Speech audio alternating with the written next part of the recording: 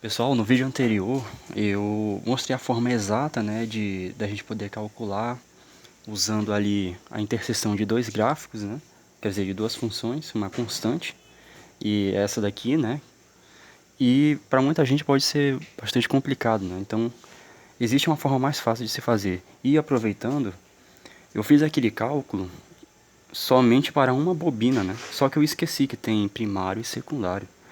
Então, se você optar pelo método anterior, você faz a mesma coisa, só que ao invés de h sobre 2, você vai usar h sobre 4 no lugar lá da fórmula, né? Por quê, né? O primário, ele vai pegar a metade desse espaço aqui, ó. E como esse espaço é h sobre 2, então vai ser h sobre 4. Então o que a gente vai fazer?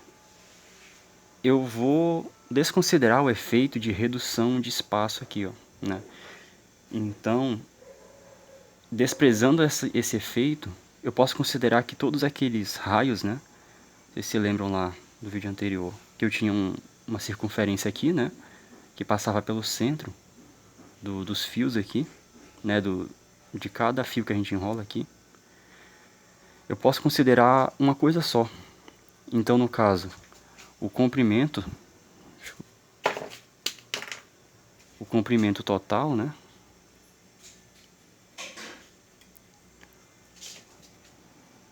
Em função do número de camadas, vai ser igual a o raio todo aqui, né? Que no caso era 2π vezes o raio, né? Sendo que o raio é o diâmetro interno sobre 2, certo? É isso aqui, ó.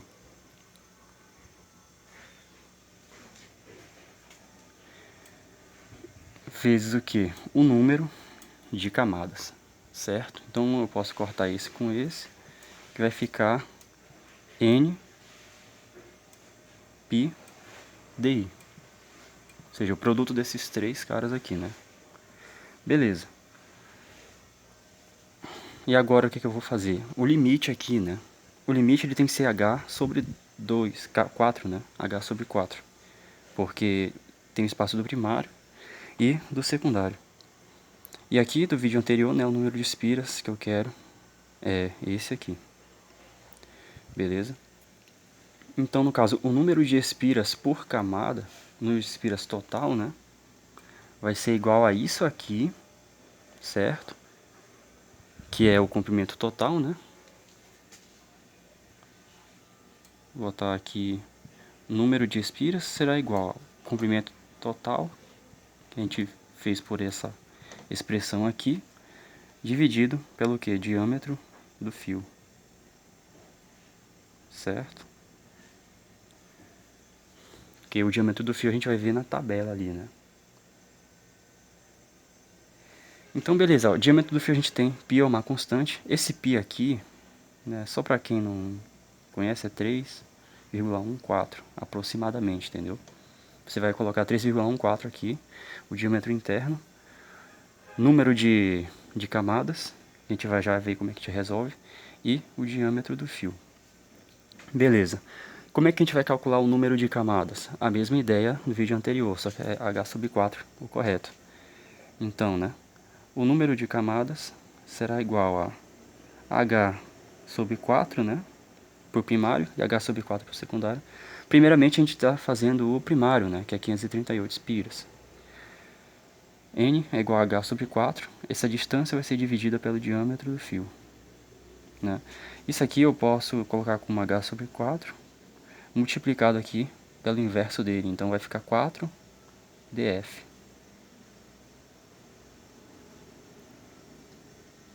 Beleza? Agora é só eu substituir, né? Se n é igual a isso aqui, eu vou substituir esse n por isso.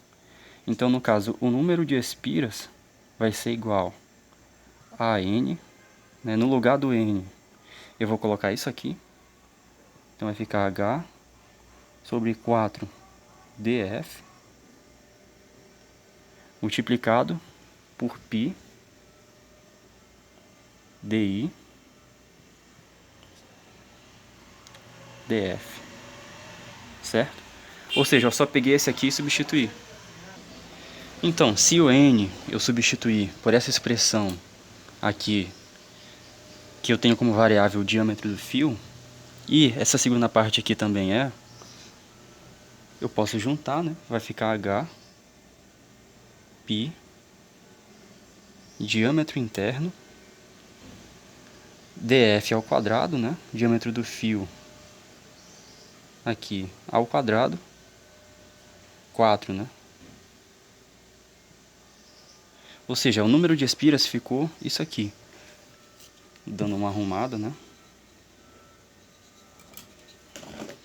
Ficou 4 df ao quadrado, né? Então ficou assim, h é essa medida aqui, π 3,14, né? Diâmetro interno dele aqui, ó, dividido por 4 df ao quadrado, né? Ou seja, esse cara aqui ao quadrado, né? Isso aqui é uma variável só, diâmetro do fio ao quadrado. Beleza?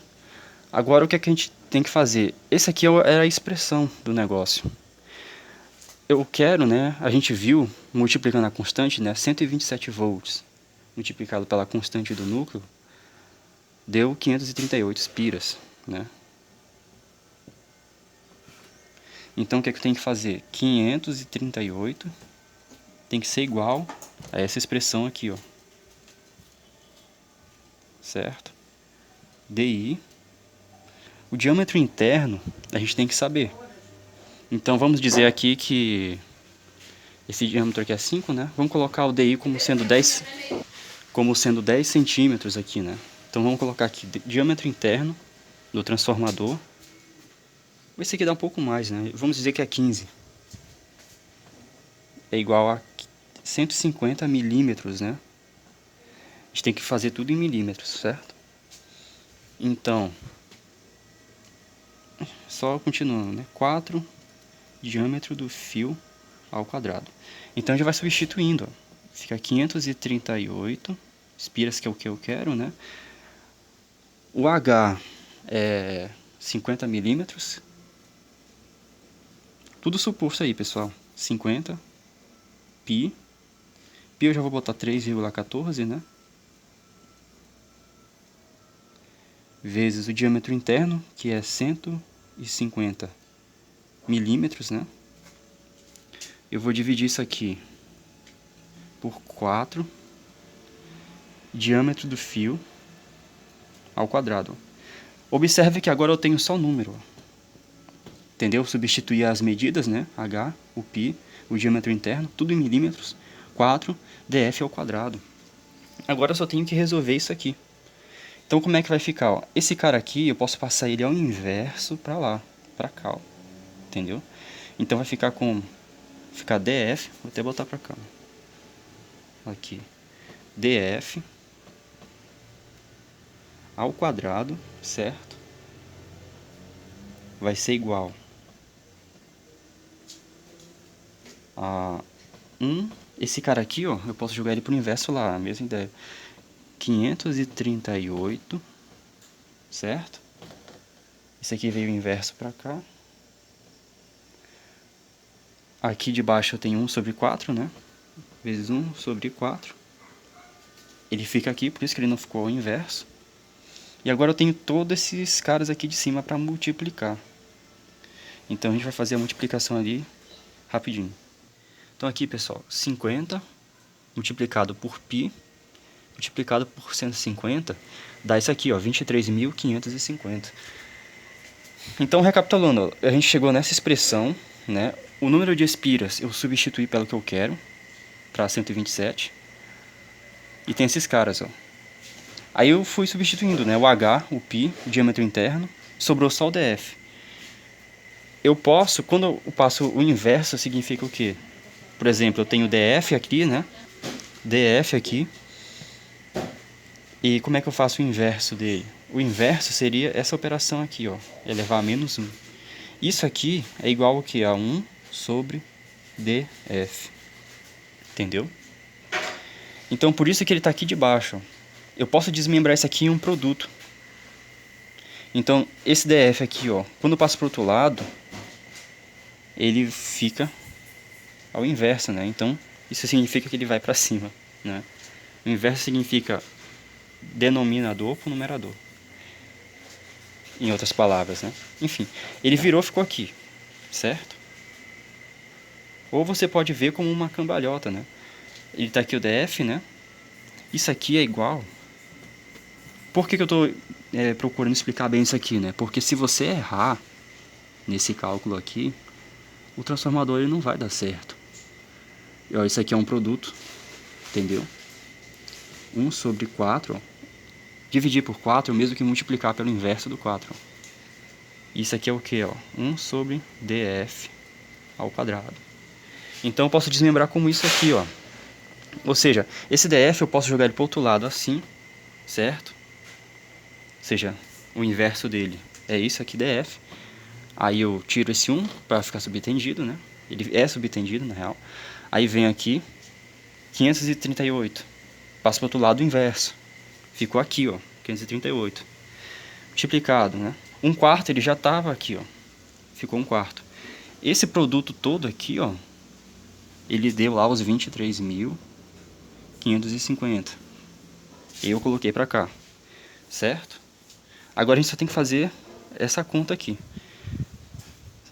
para poder achar o diâmetro do fio rapidamente, né? Então vamos lá fazer esse cálculo.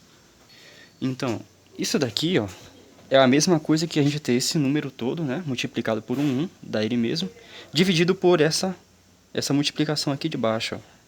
Então ficou aquele número lá, né, entendeu? Dividido por esse produto aí, o que deu 10,94. Então df ao quadrado vai ser igual a 10, né, vírgula 94. Agora a gente já tem como calcular isso aqui, ó. No caso df, o inverso ele também vale para expoente. Então eu passo esse inverso para lá, vai ficar o quê? 10,94 elevado a 1 sobre 2. Né? O 1 está aqui, foi o inverso para cá. Isso aqui, galera, você entende como raiz quadrada. Então, df vai ser igual a isso aqui. Então, só para não dizer que eu estou falando uma coisa muito diferente, é o seguinte, ó. Qual é a raiz quadrada de 9, né, no caso? A raiz quadrada de 9 dá o quê? Dá 3, né? Então, 9 é elevado a 1 sobre 2, ó. 9 elevado a 1 sobre 2 dá o quê? 3 também, ó. Então é a mesma coisa. Então eu posso pegar aqui, ó, 10,94, certo? E elevar ele a 1 sobre 2. Na calculadora do celular você também faz isso aqui. O que dá 3,30, né? Ou seja, o diâmetro do fio deu 3,30 milímetros, né? Então, como foi só valores ali hipotéticos, né? Eu só fui jogando. Não foi um número muito real, né? 3,30 milímetros. Isso aqui é um fio grosso pra caramba. Por quê, né? Um transformador desse aqui, ele não pega 538 espiras no primário, né? Eu só joguei ali uma constante de núcleo sem medir, né? Porque o que interessa é saber fazer o cálculo aqui. Na real, essa constante vocês vão ter que medir aí, dependendo do tráfego que vocês têm. Então, com esse método aqui, ó, você consegue calcular o diâmetro do fio, né? Também. Não só você pode calcular o número de espiras, como agora você pode calcular a grossura do fio. E pela grossura do fio você vai calcular a potência e todo o resto, entendeu? Por quê? Esse daqui é 3,30 milímetros quadrados, certo? Quer dizer, a grossura dele é essa aqui. Certo? 3,3 30, né, milímetros. Você vai procurar na tabela de fio qual é esse fio. Aí você vai ter a secção dele. Pela secção você sabe qual é a corrente. E aí você já tem lá, né, 2, 4, 6 e 8, né? sem ventilação, é amperes por milímetro quadrado do fio lá que tem na tabela, certo? Isso aqui eu já expliquei no outro vídeo lá. Ou seja, a potência ela não vai depender, como a galera pensa, né, só do núcleo. A potência real mesmo, ela depende do fio que você vai pôr. Entendeu? Não é questão de tamanho. Entendeu? É incorreto, porque existem vários formatos de núcleo, vários materiais de núcleo.